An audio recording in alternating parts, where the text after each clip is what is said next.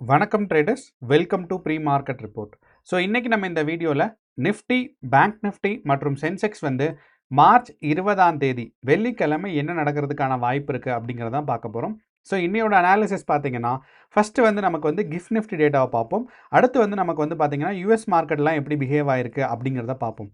And இது கூடவே பார்த்தீங்கன்னா நமக்கு வந்து gold, US dollar and crude oil எப்படி இருக்குன்னு பார்க்கணும். ஏன்னா ஓவர் நைட்டில் நமக்கு யூஎஸ் மார்க்கெட் எப்படி மாற்றங்கள் வருமோ, அதே மாதிரி நமக்கு ஓவர் நைட்டில் எப்படி வந்து கிஃப்ட் நிஃப்டி டேட்டா மாற்றங்கள் வருமோ, அதே மாதிரி பார்த்தீங்கன்னா கோல்டு, யூஎஸ்டி வெர்சஸ் ஐஎன்ஆர், அதுக்கப்புறம் க்ரூட் ஆயில், இது எல்லாமே இப்போதைய நிலைமைக்கு ரொம்ப ரொம்ப முக்கியமான ஒரு ப்ரைஸாக தான் நமக்கு இருக்குது. ஸோ அந்த ஒரு காரணத்தினால நம்ம இதோட 3 டேட்டாவும் பார்ப்போம். கடைசியில் பார்த்தீங்கன்னா நமக்கு வந்து எஃப்ஐஐஸ் அண்ட் டிஐஐஸோட பொசிஷன் என்ன அப்படிங்கிறதான் பார்க்க போகிறோம். ஸோ இது எல்லாத்தையும் சேர்த்து வச்சு பார்க்கும்போது இன்றைக்கி நம்ம மார்க்கெட்டில் என்ன எதிர்பார்க்கலாம், ஸோ மார்க்கெட்டில் கேப் அப் கேப் டவுன் ஏதாவது வாய்ப்பு இருக்கா, மார்க்கெட் வந்து பாசிட்டிவாக இருக்குமா இல்லை நெகட்டிவாக இருக்குமாங்கிறது தான் நம்ம இன்னையோட கன்க்ளூஷனாக இருக்க போது. வாங்க இப்போ நம்ம வீடியோக்குள்ளே போகலாம். ஸோ முன்னாடியே சொன்ன மாதிரி நேத்தோட நமக்கு ப்ரைஸ் ஆக்ஷன் நமக்கு பார்த்தோம் அப்படின்னா நமக்கு வந்து நிஃப்டி, பேங்க் நிஃப்டி மற்றும் சென்செக்ஸ் இது எல்லாமே பார்த்தீங்கன்னா ஒரு ஸ்ட்ராங்கான கேப் டவுனில் தான் நேத்தோட மார்க்கெட் ஓப்பன் ஆச்சு. அண்ட் அதுக்கப்புறம் பார்த்தீங்கன்னா ஒரு மைல்டான ஒரு பேரிஷ் மூமெண்ட். அப்போ இந்த நிஃப்டி 50 பொறுத்தளவு இந்த 23,000 பார்த்தீங்கன்னா ஸ்ட்ராங்கான சப்போர்ட் எடுத்திருக்கு. அப்போ இந்த ப்ரைஸ் ஆக்ஷன் இஸ் கிங் அப்படின்னு வந்து இந்த ட்ரேடிங் நீங்கள் படிக்கும்போது எப்பயாவது கண்டிப்பாக ஒரு சென்டென்ஸ் கேள்விப்பட்டிருப்பீங்க. ஏன் அப்படிங்கிறதுக்கு ஒரு எக்ஸாம்பிள் இப்போ மட்டும் காமிக்கிறேன். நமக்கு இந்த இடத்துல பார்த்தீங்கன்னா 23,000 கொஞ்சம் கீழே இறங்கிட்டு நேத்தோட மார்க்கெட் நமக்கு மேலே போயிருக்கு. அண்ட் இதே ப்ரைஸ் லெவலில் இதே மாதிரி கொஞ்சம் நாளைக்கு முன்னாடி ஒன்று நடந்திருக்கு. எப்போன்னு பார்த்தீங்கன்னா 16ஆம் தேதி. நீங்கள் பார்த்தீங்கன்னா தெரியும். ஸோ 16ஆம் தேதி கரெக்டாக இந்த ப்ரைஸில் வந்து சப்போர்ட் எடுத்துகிட்டு மார்க்கெட் மேலே போச்சு. ஸோ அதே மாதிரி இந்த ப்ரைஸ்லேருந்து இப்போ சப்போர்ட் எடுத்திருக்கு. அப்போது இதிலிருந்துமே நம்ம சேம் ப்ரைஸ் ஆக்ஷன் ஒன்று எதிர்பார்க்கலாம். அப்படின்னா இந்த இந்த இடத்துல வாங்கினா இந்த இடத்துல பையர்ஸ் இருக்காங்க அப்படின்னா இந்த பையர்ஸ் எல்லாருக்குமே என்னென்னா இது ஒரு சீப்பான ஒரு ப்ரைஸு. இந்த இந்த ப்ரைஸை விட்டால் இன்னும் வந்து விலை கம்மியாக வந்து நிஃப்டி 50 கிடைக்காது. அப்படிங்கிறனால தான் மார்க்கெட் இங்கேருந்து ஒரு க்ரோத் ஃபேஸ்க்கு போயிருக்கு. அப்போது இதே ப்ரைஸ் ஆக்ஷன் நம்ம வந்து இன்றைக்கும் எதிர்பார்க்கலாம். ஸோ ப்ரைஸ் ஆக்ஷன் வந்து பார்த்திங்கன்னா ஹிஸ்ட்ரி ரிப்பீட்ஸ் மாதிரி. ஸோ வரலாறு இதுக்கு முன்னாடி என்ன சொல்லியிருக்குன்னா 16ஆம் தேதி மார்க்கெட் வந்து இதே ப்ரைஸ் லெவலில் மேலே போயிருக்கு. அப்போ இன்றைக்கும் மேலே போகிறதுக்கான வாய்ப்புகள் அதிகமாக இருக்குது அப்படிங்கிறத நம்ம மறந்துடக்கூடாது. ஸோ அப்படிங்கிறனால இந்த 23,000 வந்து ஒரு ஸ்ட்ராங்கான ஒரு சப்போர்ட் ரேஞ்சாக இருக்கும். அண்ட் இது வந்து வெறும் நிஃப்டி 50ல் மட்டும் கிடையாது. நீங்கள் பார்த்தீங்கன்னா சென்செக்ஸ்லேயும் அதே மாதிரி தான் 16ஆம் தேதி நமக்கு வந்து என்ன நிலைமையில் இருந்துச்சோ அதே ப்ரைஸ் லெவலில் தான் இப்போ இருக்குது. ஸோ இங்கேருந்து ரிவர்ஸ் மேலே போகிறதுக்கான வாய்ப்புகள் அதிகம். மூணாவது பார்த்தீங்கன்னா பேங்க் நிஃப்டிலையும்.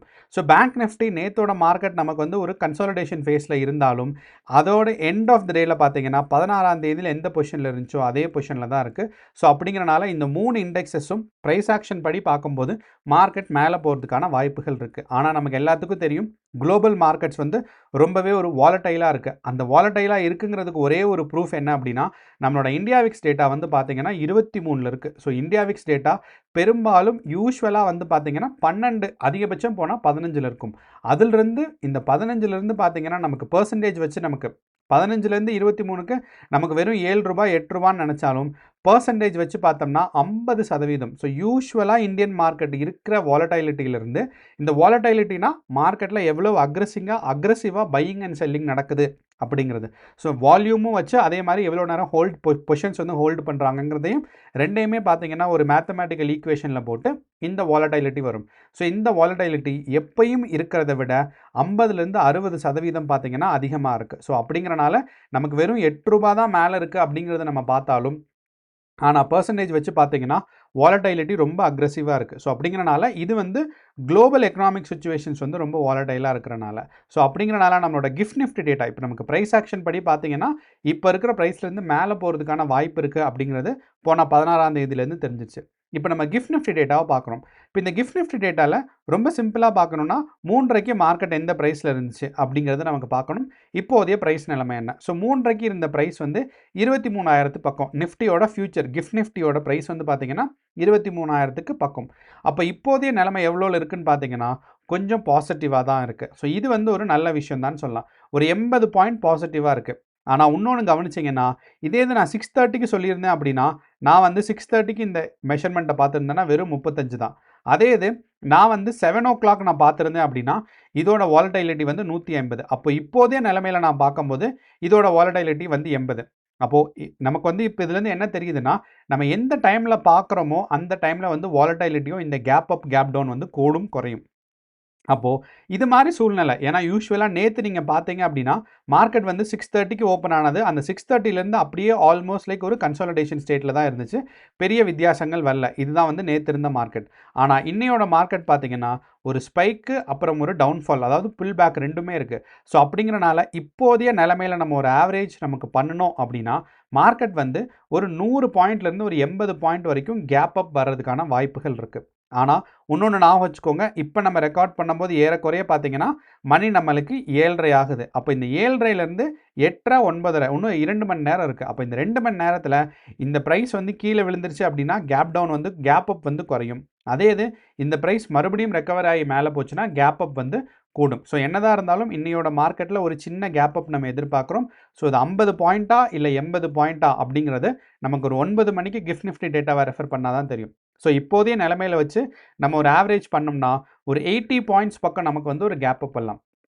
அப்போது நிஃப்டி 50 பார்த்தீங்கன்னா நம்ம ஏற்கனவே என்ன சொல்லியிருந்தோம், மார்க்கெட் வந்து ரெக்கவரி ஆகிறதுக்கான வாய்ப்புகள் இருக்குது அப்படிங்கிறது. சாரி. அப்போ இந்த ரெக்கவரி ஃபேஸ் வந்து பாசிபிள் இருக்குது அப்படிங்கிறது தான் நமக்கு வந்து கிஃப்ட் நிஃப்டியில் இப்போதைய பொசிஷன்லேருந்து ஒரு 80 பாயிண்ட் நமக்கு வந்து பாசிட்டிவாக இருக்குது. அப்போ இந்த பாசிட்டிவ்லேருந்து மார்க்கெட் வந்து நேத்தோட ஒரு ஹையஸ்ட் லெவல் 23,280 இந்த பாயிண்ட்டை தாண்டிடுச்சுன்னா இன்னையோட மார்க்கெட் வந்து பார்த்தீங்கன்னா ஸ்ட்ராங்காக ஒரு பாசிட்டிவ் போகும். அப்போ இன்னையோட மார்க்கெட்டுக்கு நிஃப்டி 50 பொறுத்தளவு Nifty 50 Sensex and bank Nifty இது மூணுக்கும் பொறுத்தளவு நேத்தோட ப்ரீவியஸ் லெவலோட ஒரு consolidation phase. Previous level high இல்லை, ப்ரீவியஸ் லெவலில் நேற்று பார்த்தீங்கன்னா இந்த இடத்துல ஒரு கன்சாலிடேஷன் ஃபேஸ் இருந்துச்சு. அப்போ இந்த கன்சாலிடேஷன் ஃபேஸ் தான் நமக்கு வந்து முக்கியமான ரெசிஸ்டன்ஸ். அப்போ இதிலிருந்து மார்க்கெட் போச்சு அப்படின்னா மார்க்கெட் வந்து ஸ்ட்ராங்காக மேலே போகிறதுக்கான சான்சஸ் நமக்கு இருக்குது. அண்ட் இரண்டாவது இன்னையோட மார்க்கெட் பாசிட்டிவாக போகிறதுக்கு வாய்ப்புகள் இருக்குன்னு சொல்கிறது வெறும் ப்ரைஸ் ஆக்ஷன். போன 16ஆம் தேதி நமக்கு மார்க்கெட் மேலே போச்சு, அதனால இன்னைக்கு மார்க்கெட் வந்து மேலே போகும் அப்படிங்கிறது மட்டும் இல்லாமல் இன்னொரு முக்கியமான கான்செப்டான கேப் ஃபில்லிங். எப்போ வந்து கேப் டவுன் கேப் அப் வந்தாலும் அதுக்கு அப்புறமே பார்த்தீங்கன்னா மார்க்கெட்ஸ் வந்து சீக்கிரமாக வந்து அந்த கேப்பை வந்து ஃபில் பண்ணுறதுக்கு முயற்சி பண்ணும். ஸோ அந்த ஒரு கேப் ஃபில்லிங் தான் பார்த்தீங்கன்னா இன்றைக்கி நடக்கிறதுக்கான வாய்ப்பு இருக்குது. ஸோ அப்படிங்கிறனால நேத்தோட கன்சாலிடேஷன் ஃபேஸும் அண்ட் ஹையஸ்ட் பாயிண்ட்டையும் கிராஸ் ஆயிடுச்சுன்னா அழகாக இந்த 500 பாயிண்ட்டை வந்து ஈஸியாக வந்து இன்னையோட மார்க்கெட் வந்து கேப் ஃபில் ஆகிடும். ஸோ அப்படிங்கிறனால ட்ரெண்ட் எந்த பக்கம் மூவ் ஆகுது அப்படிங்கிறத நீங்கள் கேர்ஃபுல்லாக பார்க்கணும். ஸோ அப்போது இதுதான் வந்து இன்னையோட மார்க்கெட்டுக்கு நமக்கு எக்ஸ்பெக்டேஷன்ஸ். மார்க்கெட் வந்து பாசிட்டிவாக போகிறதுக்கான வாய்ப்புகள் இருக்குது. ஆனால் நம்மளோட யூஎஸ் மார்க்கெட் பார்த்தீங்கன்னா நேத்தோட மார்க்கெட் வந்து ஸ்ட்ராங்கான ஒரு கன்சாலிடேஷன் ஃபேஸும் எண்ட் ஆஃப் த டேயில் கொஞ்சம் பாசிட்டிவும் போயிருக்கு. அந்த யூஎஸ் மார்க்கெட்டில் பார்த்தீங்கன்னா நம்ம இந்த கேப் ஃபில்லிங் சொன்ன பாருங்கள், அது அப்படியே அன்னைக்கே ஈவினிங் வந்து பார்த்தீங்கன்னா மார்க்கெட் முடிகிறதுக்குள்ளே ஃபில் ஆயிடுச்சு.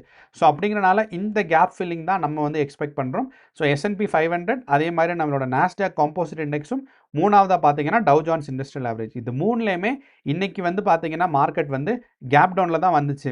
அதாவது நேத்தோட மார்க்கெட்டு அந்த கேப் டவுனில் வந்ததை இமீடியட்டாக பார்த்தீங்கன்னா கேப் ஃபில்லிங் அன்னைக்கே நடந்திருக்கு. ஸோ அப்படிங்கிறனால இந்தியன் மார்க்கெட்லேயும் இதே கேப் ஃபில்லிங் நடக்கிறதுக்கான சான்சஸ் இருக்குது. அண்ட் யூஎஸ்டி நம்ம என்ன பார்த்துருந்தோம் அப்படின்னா யூஎஸ்டி வர்சஸ் INR பார்க்கும்போது 93 ரூபாயில் இருந்தது, கொஞ்சம் கீழே இறங்கியிருக்கு. ஓவர் நைட்டில் 92 ரூபாய்க்கு வந்திருக்கு. அதே மாதிரி கோல்டு வந்து ஆல் டைம் ஹை பக்கம் தான் இருக்குது. 4,800 US டாலர்ஸ் இருக்குது ஒரு கோல்டு. அதே மாதிரி நமக்கு பார்த்தோம் அப்படின்னா க்ரூட் ஆயில் ஏறக்குறைய பார்த்தீங்கன்னா 9,200 ரூபாய் இருந்தது. ஓவர் நைட்டில் பார்த்தீங்கன்னா 9,300 டச் பண்ணிட்டு இப்போ வந்து ஒரு 300 ரூபா கம்மியாக வந்திருக்கு. இது வந்து பேரல் லிட்டர்ஸ்ன்னு சொல்லுவாங்க. ஸோ ஒரு பேரல் லிட்டர்ஸ்க்கு இவ்வளவு ப்ரைஸ் வந்திருக்கு.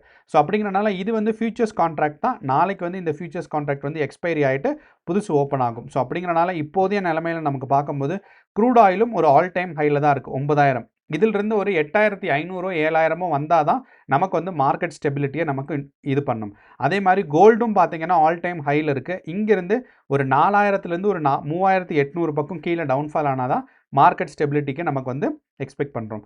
அண்ட் எஃப்ஐஐஸோட டிஐஸோட பொசிஷன் நமக்கு பார்த்தோம் அப்படின்னா எஃப்ஐஐஸோட பொசிஷன் வந்து நெட் பியரிஷாக இருக்குது. இது எப்படி நான் சொல்கிறேங்கிறது ஒருத்தர் கேட்டிருந்தாரு. அப்போ இந்த சார்ட் நமக்கு என்ன சொல்லுது அப்படின்னா எஃப்ஐஐஸ் வந்து கால் ஆப்ஷன்ஸ் எவ்வளோ வாங்கியிருக்காங்க, கால் ஆப்ஷன்ஸ் எவ்வளோ விற்றுருக்காங்க, அதாவது பையர்ஸாக எப்படி இருந்திருக்காங்க, செல்லர்ஸாக எப்படி இருந்திருக்காங்கிறது. ஸோ இந்த இடத்துல நீங்கள் பார்த்தீங்கன்னா தெரியும். ஸோ ரொம்ப சிம்பிளாக சொல்லணும்னா மார்க்கெட்டில் இந்த பார் வந்து மேலே இருந்துச்சு அப்படின்னா அவங்க வந்து வாங்கியிருக்காங்கன்னு அர்த்தம். கால்ஸாக இருந்தாலும் சரி புட்டாக இருந்தாலும் சரி பையர்ஸாக இருந்திருக்காங்க. அதே மாதிரி மார்க்கெட் வந்து கீழே இருந்துச்சுன்னா செல்லர்ஸாக இருந்திருக்காங்கன்னு அர்த்தம். கால் ஆப்ஷனாக இருந்தாலும் இதாக இருந்தாலும் சரி. அப்போது இந்த இடத்துல பார்க்கும்போது எஃப்ஐஐஸ் வந்து புட் ஆப்ஷன் வந்து பையர்ஸாக இருந்திருக்காங்க, அதே மாதிரி கால் ஆப்ஷன் செல்லர்ஸாக இருந்திருக்காங்க. அப்போ call option put option buy பண்ணாலும் கால் ஆப்ஷன் செல் பண்ணாலும் ரெண்டுமே என்ன இண்டிகேட் பண்ணுதுன்னா மார்க்கெட் வந்து கீழே போகிறதுக்கான எக்ஸ்பெக்டேஷன்ஸ் இருக்காங்க தானே. ஆனால் நம்மளோட இன்னையோட மார்க்கெட்டோட ப்ரைஸ் ஆக்ஷன் வேறு தான் சொல்லுது. அதே மாதிரி ப்ரோஸும் பார்த்தீங்கன்னா பியரிஷாக இருக்காங்கன்னு சொல்லுது. ஸோ அப்போது இன்னையோட மார்க்கெட் எஃப்ஐஎஸோட டைரக்ஷனா இல்லைனா ப்ரைஸ் ஆக்ஷனா அப்படிங்கிறதுக்கான ஒரு பேட்டிலாக தான் இருக்கும். ஸோ இப்போ இன்னையோட மார்க்கெட்டில் நம்ம ஒரு ஓவராலாக கன்க்ளூஷன் எக்ஸ்பெக்ட் பண்ணுறது இந்தியா விக்ஸ் டேட்டா ரொம்ப அதிகமாக இருக்குது. அது மட்டும் இல்லாமல் கிஃப்ட் நிஃப்டி கேப் அப், அப்புறம் US market end of the டேல கேப் ஃபில்லிங் நடந்திருக்கு. இந்த 3 கான்செப்ட்டும் வச்சு பார்க்கும்போது இன்னையோட மார்க்கெட் வந்து திருப்பி கேப் ஃபில்லிங் பண்ணுறதுக்கான வாய்ப்புகள் இல்லைனா அட்லீஸ்ட் நமக்கு வந்து 23,400 வரைக்குமாவது போகிறதுக்கான வாய்ப்புகள் அதிகமாக இருக்குது அப்படிங்கிறதா நம்ம சொல்கிறோம்.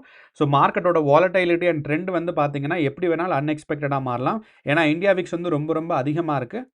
எப்போயும் இருக்கிறதுலேருந்து ஒரு 50% அதிகமாக இருக்குங்கிறனால கேர்ஃபுல்லாக ட்ரேட் பண்ணுங்கள். All the best. நன்றி, வணக்கம்.